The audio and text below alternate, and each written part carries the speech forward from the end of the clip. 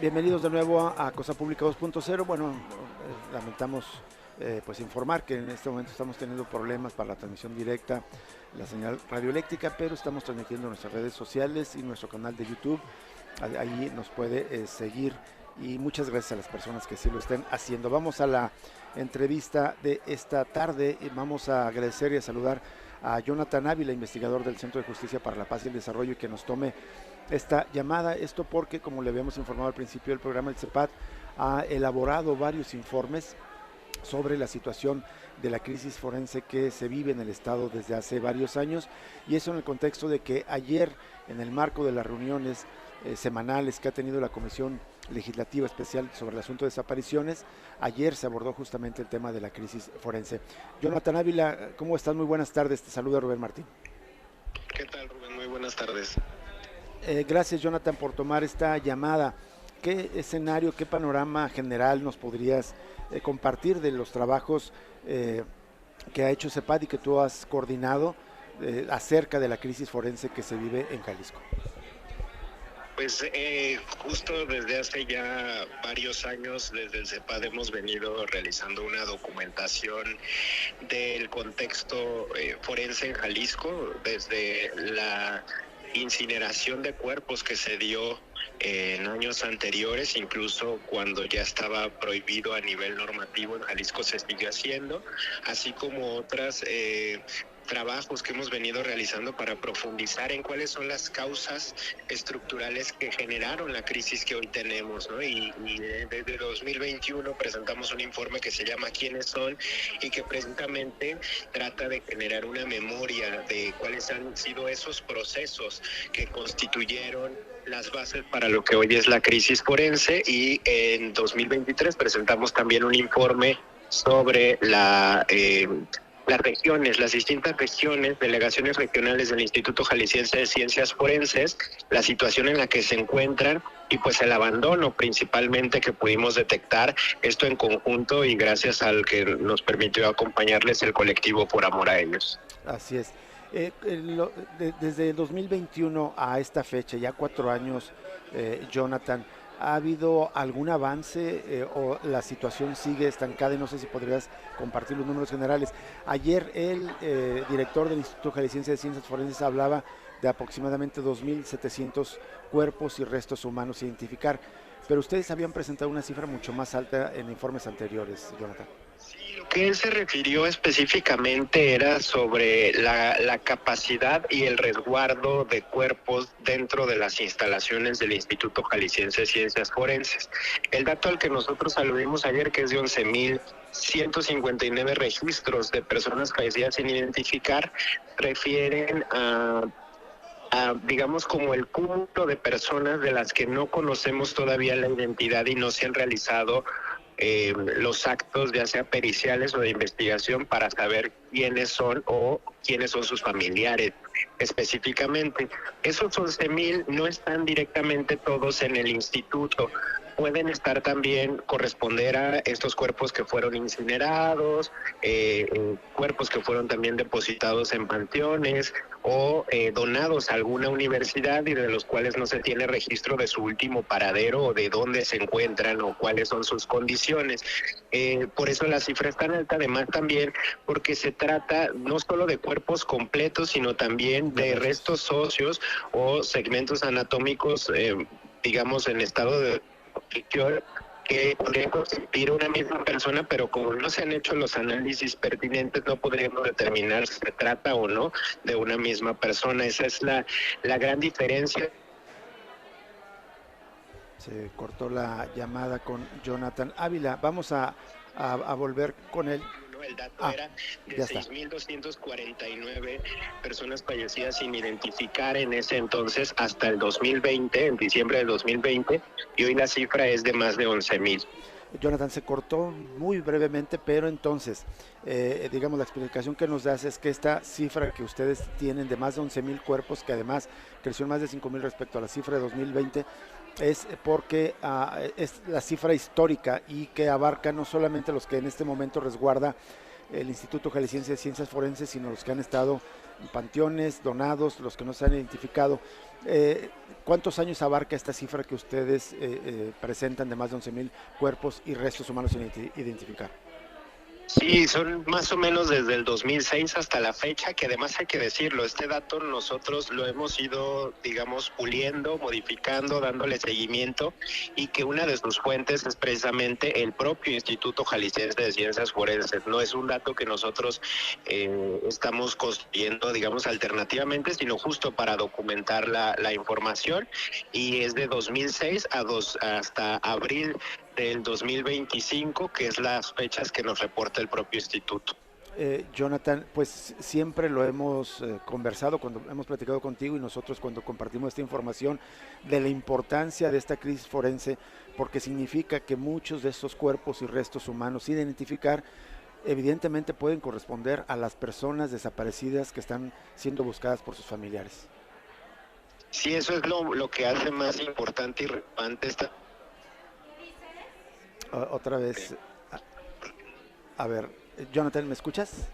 Sí. Adelante, perdón, se cortó brevemente, adelante.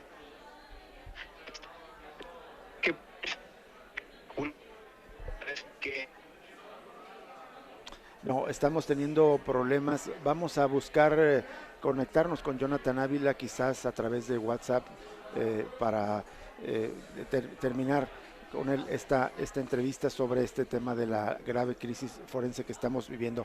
Entre tanto, le vamos a compartir información que tiene que ver en este caso con violencia machista, con feminicidios, el asesinato de Valeria Márquez, influencer de 23 años, ocurrido el pasado 13 de mayo aquí en Zapopan, mientras transmitía en vivo por TikTok. Es el más reciente caso de la violencia mortal hacia las mujeres que se registra en Jalisco, la cual suma al menos 39 víctimas entre enero y mayo de 2025. Esta cifra se obtuvo tras una revisión hemerográfica realizada por los colegas del diario NTR. Sin embargo, no todos los casos se han tipificado como feminicidios. De hecho, muy pocos. Al cruzar el dato con los de la plataforma de monitoreo de indicadores de desarrollo de Jalisco, el MIDE, en esta se da cuenta de que apenas 7 estaban siendo investigados como feminicidios hasta el pasado mes de abril.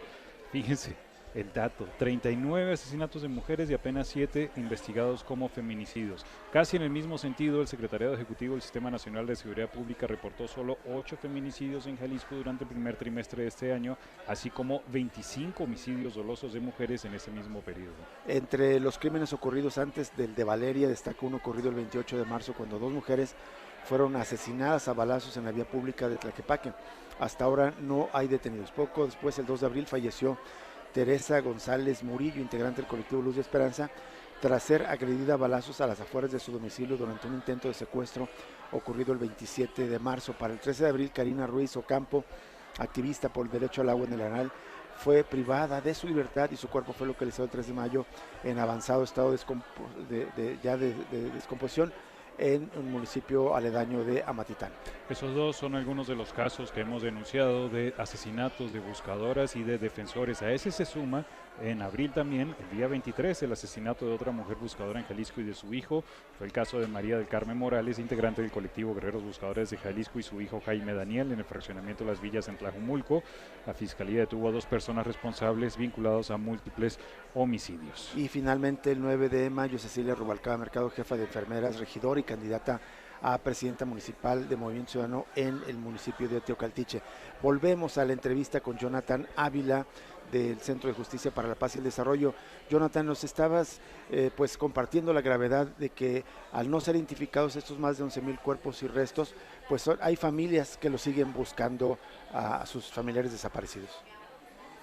Sí, justo comentaba que una de las complejidades es precisamente que por la extrema violencia que ha crecido en los últimos años y que las instituciones forenses no estaban preparadas para ello, muy posiblemente algunas de esas personas de las que no se sabe su suerte o su paradero, pues también podrían constituir la hipótesis de que puedan estar fallecidas en el instituto. Hay algunas personas familiares que han luchado precisamente para saber si su familiar está ahí. Hay casos donde se ha documentado en que muchos de estos cuerpos también están, algunos de ellos ya sin vida.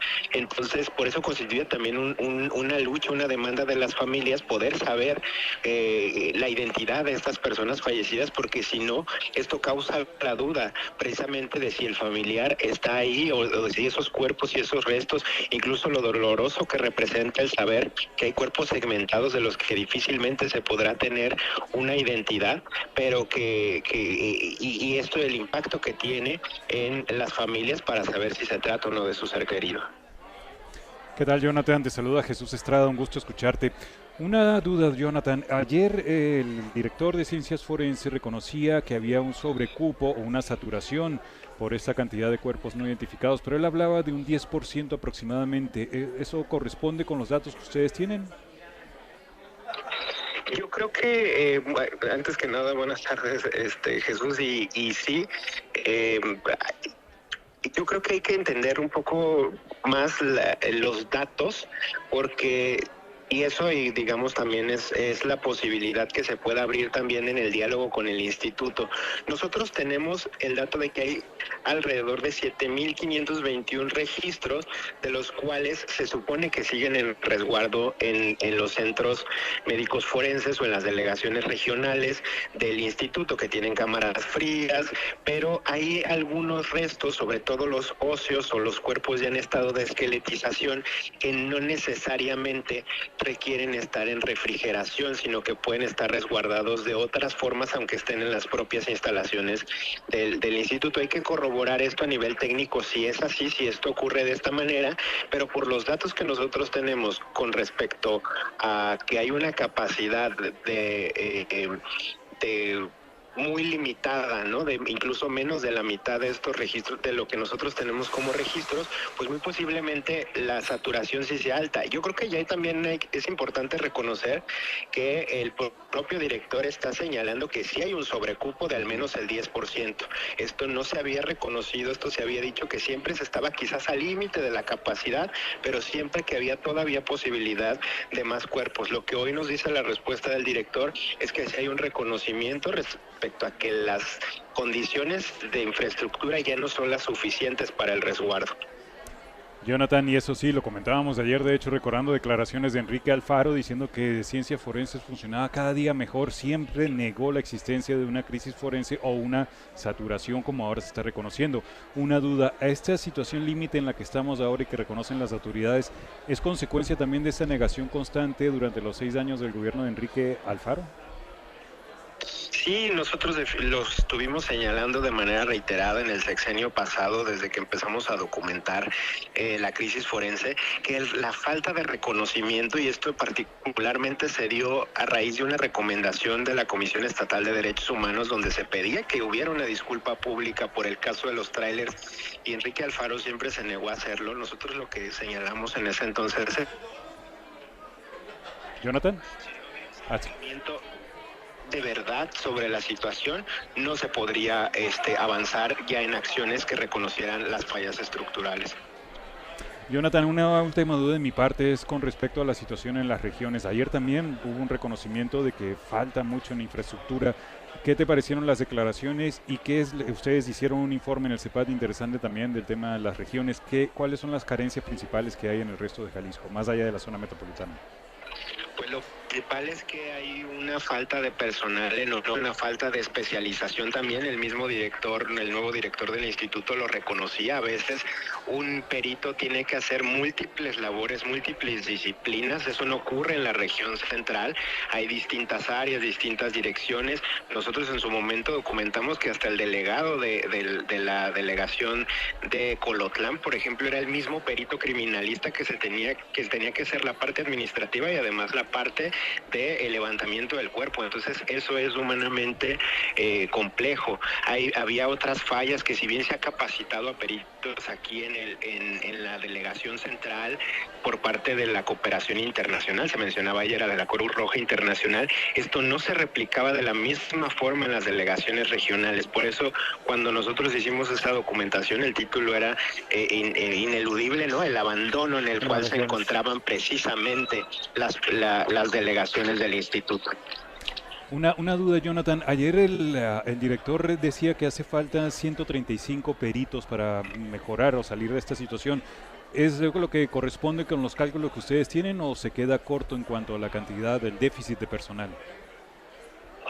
Yo creo que es difícil poder medirlo. Nosotros lo que sí hemos documentado es que hay una capacidad superada, entonces podría ser viable o esta cifra que da el director del instituto en función de que justamente la evidencia es que no hay capacidad, no hay forma humana en que más de 300 o 500 cuerpos, como han sido estos 4 meses de lo que va del año, 500 cuerpos que ingresan mensualmente al instituto puedan ser analizados de una manera correcta y multidisciplinaria si no se tienen los peritos suficientes. Él hablaba de esta cantidad como por decir vamos a duplicar el número de peritos, pero creo que se tendría que hacer un análisis más detallado de en qué áreas específicas se requiere, en dónde específicamente se necesitan más peritos y de qué disciplinas también.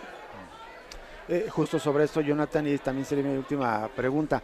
La ONU, recordarás, hace 2, 3 años, el área de derechos humanos señalaba, comentando de la crisis forense, que el ritmo de respuesta institucional que tiene el Estado mexicano se tardaría en 120 años en terminar de reconocer los cuerpos y restos humanos sin identificar. Evidentemente esto es semejante para Jalisco, es decir, mi pregunta es si crees que además de duplicar la capacidad de peritos y otros recursos humanos o técnicos, se necesitaría una respuesta extraordinaria para afrontar esta crisis en Jalisco. Sí, sin duda, y eso que señalaba el Comité contra la Desaparición Forzada en su informe y que derivaba de las expresiones de algunas personas expertas en la materia, era eso, ¿no? Lo que tenemos hoy como un sistema tradicional no estaba preparado para responder al nivel de violencia que ahora vivimos en México y no solo en Jalisco. Eso requiere respuestas extraordinarias. Los centros de identificación humana, cuando se plantearon como una posibilidad, el mecanismo extraordinario que al final fue desmantelado por el sexenio federal anterior, eran respuestas extraordinarias porque no es posible que los sistemas ordinarios se hicieran cargo. Lo que sí es importante es que a la par de estos sistemas extraordinarios se tendría que reforzar la labor ordinaria de los CEMEFOS, porque si no lo que se hace es que se sigue manteniendo la falla estructural de acumulación, de no generar bien los registros y además las complejidades técnicas y científicas que implica el reconocimiento de personas en estos contextos también va a hacer que muchas de esas respuestas que para las familias son urgentes no tengan una respuesta pronta ni de meses, sino quizás de años en los que veamos que se pueda revertir la cifra de personas fallecidas sin identificar por las condiciones mismas de violencia en las que se encuentran y los casos complejos científicos que implican. Bien. Jonathan Ávila, te agradecemos que nos hayas tomado esta llamada y nos compartas este análisis sobre este problema tan grave que vivimos en Jalisco como es la crisis forense. Muchas gracias por estar con nosotros en Cosa Pública. Muchas gracias a ustedes, buenas tardes. Hasta luego, buenas tardes a Jonathan Ávila con esta información tan relevante. Y con esto nos vamos al siguiente corte y volvemos con más información aquí en Cosa Pública 2.0 en esta transmisión completamente en vivo desde el Centro de Convenciones del Hotel Hard Rock en el marco de la Feria Internacional de Idiomas.